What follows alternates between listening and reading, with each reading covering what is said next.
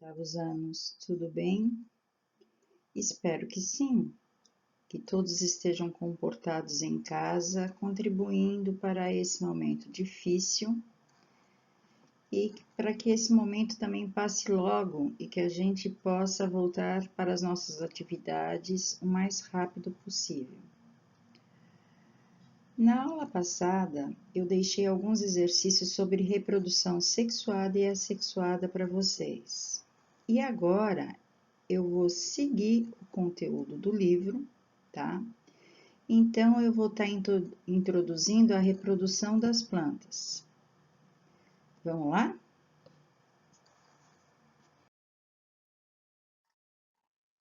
Eu só vou retomar esse conteúdo com vocês porque isso já foi visto lá no sétimo ano, no início do sétimo ano, tá? Então, as plantas apresentam um ciclo de vida com alternância de gerações que também pode ser chamada de metagênese. Ou seja, durante um ciclo vital, esses organismos eles vão passar por dois estágios, que são chamados de gametófitos, porque produzem gametas, e esporófitos, porque produzem esporos. As plantas elas estão divididas em 4 grupos, que são briófitas, pteridófitas, gimnospermas e angiospermas. Tá. Então, agora nós vamos falar das briófitas. Exemplos das briófitas, quem são? Musgos e hepáticas.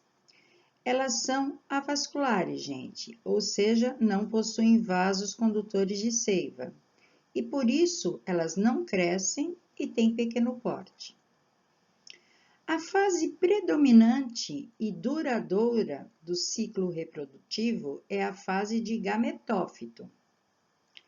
Esta estrutura apresenta estruturas primitivas que são os rizoides, os cauloides e os filóides. Eles não têm raiz caulifolhas e sim estruturas primitivas que são rizoides, cauloides e filóides.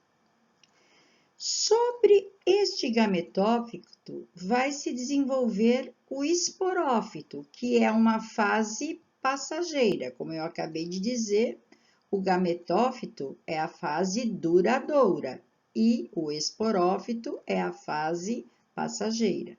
Então, sobre o gametófito vai se desenvolver o esporófito, enquanto o gametófito será a fase predominante. No esporófito, nós vamos encontrar uma cápsula onde haverá a formação de quem? Dos esporos. Estes esporos, quando estão maduros, eles serão lançados no ambiente, que esse ambiente deve ser um ambiente favorável, e eles vão germinar, formando o protonema. Quem é o protonema? É a forma jovem do gametófito, tá? Então, esses esporos, tá? Quando eles estão maduros, eles vão ser lançados num ambiente que deve estar favorável e vão germinar, formando o protonema, que é a forma jovem do gametófito. Então, esse protonema, que é uma forma jovem, vai se desenvolver e se transformar em um gametófito. Esse gametófito pode ser masculino ou feminino. O masculino desenvolve o anterozoide, que é um gameta flagelado, e o feminino, a oosfera. Através da água da chuva, o anterozoide chega nadando, através dos respingos de chuva, tá, gente? Até a oosfera. Portanto, é necessária a presença de água para que ocorra a reprodução. Bom, gente, as briófitas são predominantemente terrestres, de ambientes úmidos, por não possuírem vasos condutores de seiva. E por elas não possuírem os vasos condutores, elas são avasculares. Aí na imagem, eu tenho o quê? O musgo macho e o musgo fêmea. O anterozoide, ele está, obviamente, indo em direção ao arquegônio, que está presente no musgo fêmea, tá? Para o encontro com a oosfera. Como é que esse anterozoide chega até o arquegônio? Através da água da chuva, né? Ok. Aí o que vai acontecer? O anterozoide vai se encontrar com a oosfera e vai ocorrer a fecundação. Dessa fecundação vai surgir o esporófito, tá? Olha lá, presta atenção. O que é o esporófito? É aquela plantinha que tem a haste e a cápsula ali, ó. Dentro dessa cápsula existem os esporos. Esses esporos, quando estão maduros, o que acontece? Essa cápsula se abre, os esporos caem no solo, esse solo ele tem que estar favorável e vai se formar então o protonema. E o que é o protonema? É a fase jovem do gametófito, que vai crescer, se desenvolver e se tornar adulto. Então, agora nós chegamos nas pteridófitas. Quem são os exemplos de pteridófitas? São as samambaias e as avencas. Elas já apresentam vasos condutores de seiva, portanto, elas têm raiz, caule e folhas para sustentar a planta e também possuir um grande porte. A fase predominante nas pteridófitas é contrária das briófitas. A fase predominante aqui, ela é esporofítica, enquanto a gametofítica, ela é passageira. Quando observamos as folhas de uma samambaia, estamos observando quem? O esporófito. Os pontos escuros que a gente encontra na face inferior dessas folhas, que tem a cor marrom, são os soros. E no interior desses soros existem os esporos, que são lançados no ambiente e quando encontram também um ambiente favorável, eles vão germinar e gerar o prótalo. É uma nova plantinha, gente. Só que esse prótalo tem um tamanho reduzido e lembra o formato de um coração. E esse prótalo que é o gametófito da pteridófita. Bom, gente, o prótalo, ele tem uma característica muito interessante porque ele é hermafrodita, ou seja, ele apresenta o anterídeo. Quem é o anterídeo? É o que vai formar o anterozoide. E ele apresenta o arquegônio, que forma a oosfera. Então, o prótalo tem o anterídeo e o arquegônio. Então, o anterozoide, ele vai nadar em direção ao arquegônio, para encontrar quem? A oosfera. Então, vamos voltar aqui um pouquinho, ó. O anterídeo, ele forma o anterozoide. O arquegônio, ele forma a oosfera. Este anterozoide formado pelo anterídeo, ele vai nadar em direção ao arquegônio para encontrar quem? A oosfera. Mas como é que ele consegue nadar? Porque esse prótalo é como se fosse uma lâmina. E essa lâmina, ela tem que ter água, justamente para que o anterozoide consiga chegar na oosfera. Ocorre a fecundação, se forma o zigoto, dando origem a um novo esporófito. Então, aí, ó, por isso que eu digo para vocês que tanto as briófitas como as pteridófitas, elas necessitam de água para a reprodução. Por que necessitam de água? Porque essa água, gente, tem que levar o anterozoide ao encontro da oosfera, em ambos os casos. Agora, as gimnospermas. Um exemplo são os pinheiros, mas também tem sequoias, tá? é um espermatófito, pois possui sementes. Então, o que é um espermatófito? São plantas que possuem sementes, tá? Eles possuem sementes nuas, ou seja, não são protegidas pela estrutura chamada de fruto, tá? O pinheiro é um esporófito, onde encontramos as estruturas reprodutivas, que são os estróbilos masculinos e femininos. Então, as estruturas reprodutivas de um pinheiro são os estróbilos masculinos e femininos. A partir dos estróbilos masculinos, surgirá os grãos de pólen, que facilitam a sua disseminação pelo vento, e por isso a vantagem dessas plantas estarem muito próximas umas das outras, que aumenta o sucesso reprodutivo delas. Como eu disse para vocês, no estróbilo masculino eu encontro os grãos de pólen. E no estróbilo feminino, o que eu vou encontrar? A oosfera. Através do vento, esses grãos de pólen, eles vão chegar na parte feminina da gimnosperma, onde ocorrerá a fecundação, formando quem? O embrião. Só que esse embrião, ele já possui um envoltório. Eu estou falando de quem nesse momento? Da semente, né, gente?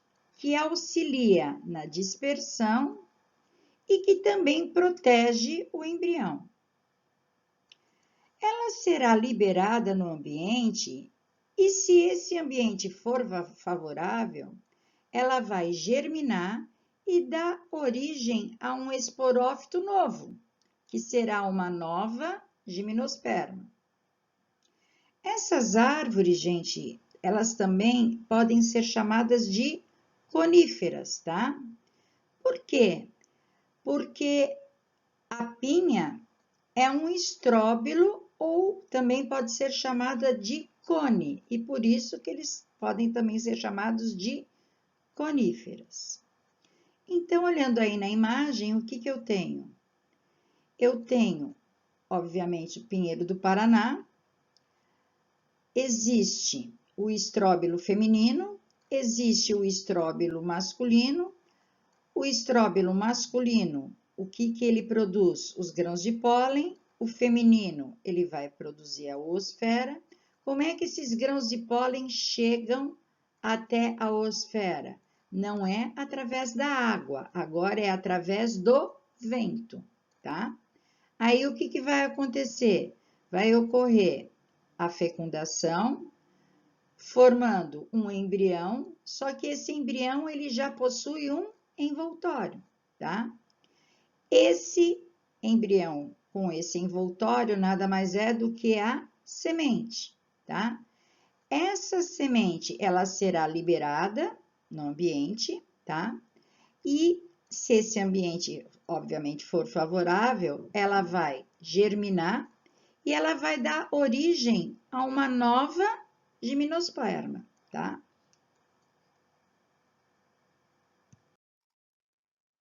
Chegamos às angiospermas. Elas dominam a natureza. Elas possuem frutos que envolvem as sementes. E elas também possuem flores, né? Algumas delas. Os frutos têm a função de atrair os animais, proteger as sementes e serem dispersores. Quando os animais comem o fruto, gente, eles não conseguem digerir a semente e esta fica dispersa em uma nova região. A semente, então, qual é o papel dela? É proteger o embrião e disseminar, né? O fruto, o que ele é? Ele é o ovário da planta desenvolvido. Conforme o ovário vai crescendo, ele vai se tornando um fruto para abrigar a semente. Na maior parte das plantas, gente, as estruturas reprodutoras estão nas flores. E é na flor que se formam as células sexuais masculinas e femininas. Os órgãos reprodutores masculinos das plantas com flor são os estames. E os carpelos são os órgãos reprodutores femininos. Então, aí na imagem, vocês podem ver os carpelos, que está no centro da imagem, e os estames. Na verdade, aí eu não tenho um só, eu tenho necessariamente 6 estames, tá? Então, esses são os órgãos reprodutivos masculinos e femininos da flor. Cada estame ele é constituído pelo filete e pela anteira. E é nas anteiras que se formam os grãos de pólen, que intervêm na fecundação. Ao conjunto de estames de uma flor, dá-se o nome de androceu, que é a parte masculina da flor. Então, no slide anterior, eu não tinha um estame, eu tinha 6. Ao conjunto desses 6 estames, eu dou o nome de androceu. Já os carpelos são formados pelo estigma, pelo estilete e pelo ovário, local onde se encontram os óvulos. O conjunto dos carpelos de uma flor chama-se gineceu, que corresponde à parte feminina da flor. Então, a parte masculina de uma flor é o androceu e a parte feminina da flor é chamada de gineceu. Bom, gente, as flores que possuem órgãos reprodutores femininos e masculinos na mesma flor, né? Elas são chamadas de flores hermafroditas. No entanto, existem flores que só têm os órgãos reprodutores masculinos e existem flores que só têm os órgãos reprodutores femininos. Para formar uma nova planta, é necessário que ocorra a polinização. E o que é a polinização? É o transporte dos grãos de pólen.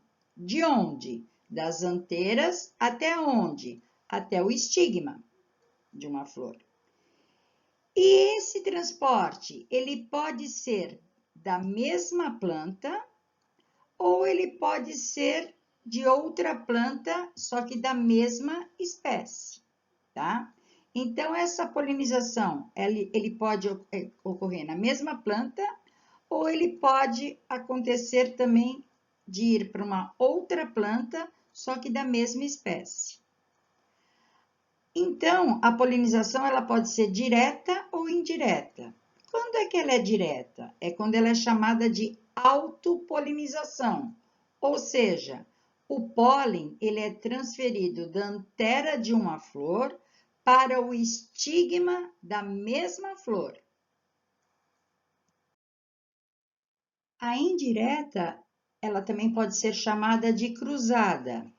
Ocorre quando o pólen produzido pela antera de uma flor, ele vai ser transferido para o estigma de outra flor. Nesse caso, as duas flores envolvidas na polinização, elas podem pertencer à mesma planta ou a outras plantas, desde que sejam da mesma espécie. Se forem espécies diferentes, a reprodução ela vai ser impossível, pois as espécies não serão compatíveis. E quem é que são os agentes que ajudam na polinização?